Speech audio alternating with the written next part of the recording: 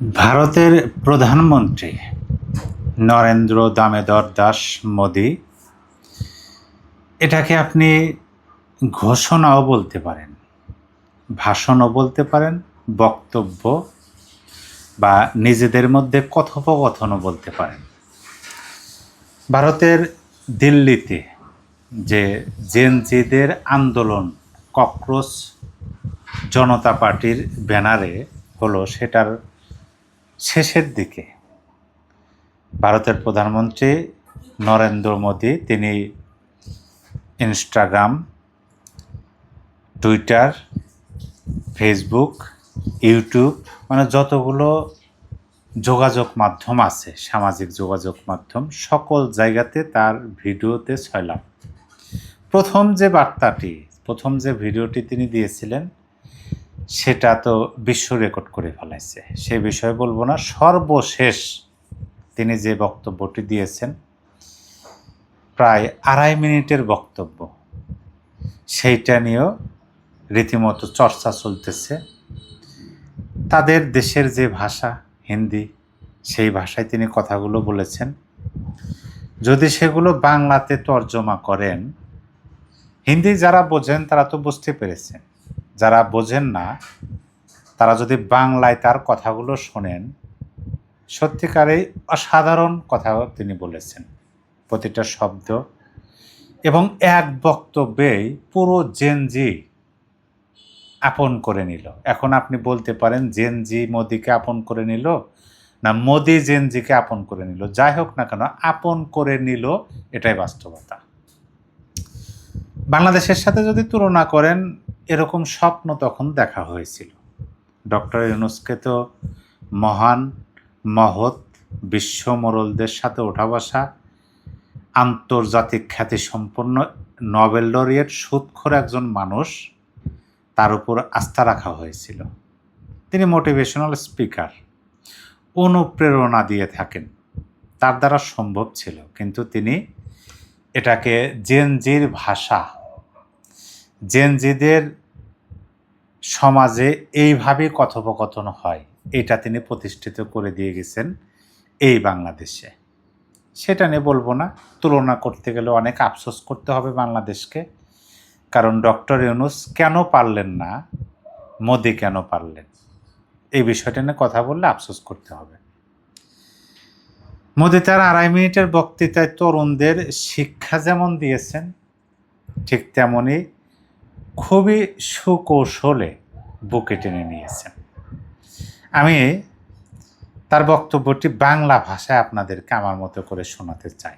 আশা করি আপনারা শুনবেন, বোঝার চেষ্টা করবেন।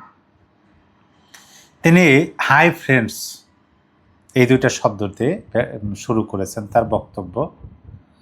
আজ মন চাইছে শুধু আপনাদের সাথেই কথা বলি। কোথায়? সোশ্যাল মিডিয়াতে।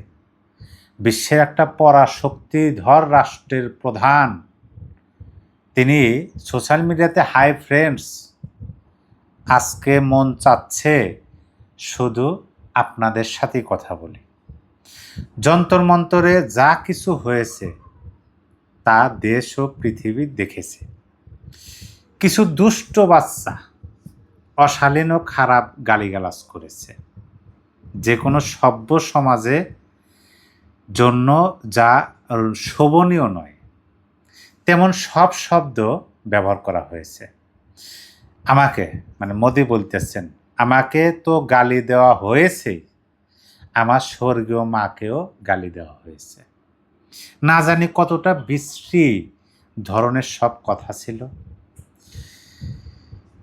কিন্তু আমি আজ এই কথা বলতে চাই যে শৈশবে ভুল হয়ে থাকে, আর শৈশবে ভুল থেকে শিক্ষা নিয়ে তা শুধরে নেওয়ার সুযোগও থাকে। আর এটাই তো শৈশব বা চঞ্চলতা।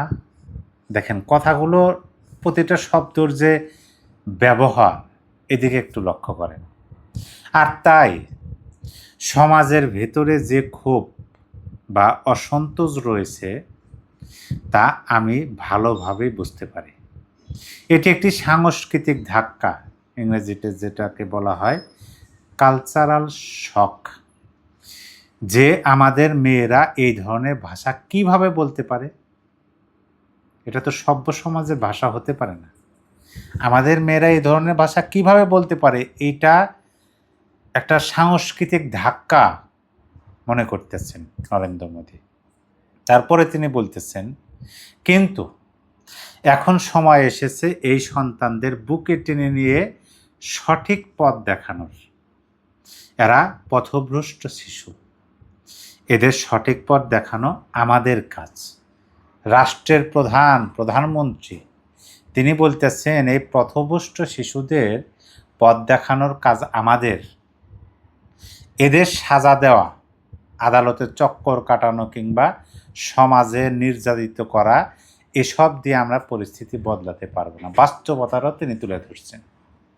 যদি পরিস্থিতি বদলাতে চান, তাদেরকে উল্টা গালিগালাজ করা, সাজা দেওয়া, মামলা মোকদ্দমার মাধ্যমে আদালতে চক্কর খাওয়ানো, এগুলো দিয়ে পরিস্থিতি বদলাবে না।